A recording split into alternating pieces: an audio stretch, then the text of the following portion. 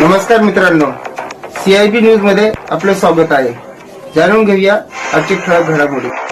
ठाणे 4 अल्पवयीन मुले भिवंडीतून बेपत्ता। भिवंडीत गेल्या 3 दिवसांत 3 मुलींसह एका मुलासह 4 अल्पवयीन मुले बेपत्ता झाली आहेत। नारपोली येथे एका 13 वर्षीय मुलीला अज्ञात व्यक्तीने फूस लावून पळवून नेल्याचा संशय वडिलांनी व्यक्त केला आहे। दुसऱ्या घटनेत 2 फेब्रुवारी रोजी 15 वर्षांच्या मुलाला पळवून नेण्यात आले।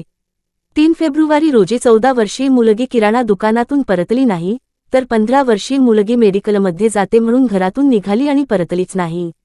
या घटनांमुळे परिसरात खळबळ उडाली आहे।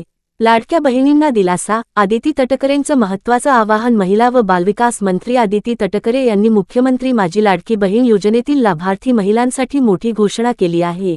EKYC करताना चुकीचा पर्याय निवडल्याने ज्यांचा लाभ बंद झाला होता, अशा पात्र महिलांना 31 मार्च 2026 पर्यंत EKYC दुरुस्तीची संधी देण्यात आली आहे। 31 डिसेंबर 2025 पर्यंत EKYC पूर्ण केलेल्या महिलांसाठी ही सुविधा उपलब्ध असून ऑनलाईन पोर्टलवर दुरुस्ती करता येणार आहे। सर्व पात्र महिलांना योजनेचा लाभ मिळावा हा शासनाचा उद्देश असल्याचे मंत्री तटकरे यांनी स्पष्ट केले। ठाणे पोलिसांनी पकडले ब्राऊन शुगर। ठाणे खंडणी विरोधी पथकाने घोडबंदर येथील गायमुख परिसरात मोठी कारवाई करत 6,86 लाखांचे हेरोईन जप्त केले आहे। या प्रकरणी फरदीन मुल्ला नावाच्या एका व्यक्तीला अटक करण्यात आली आहे। रिक्षा चालविण्याच्या नावाखाली फरदीन मुल्ला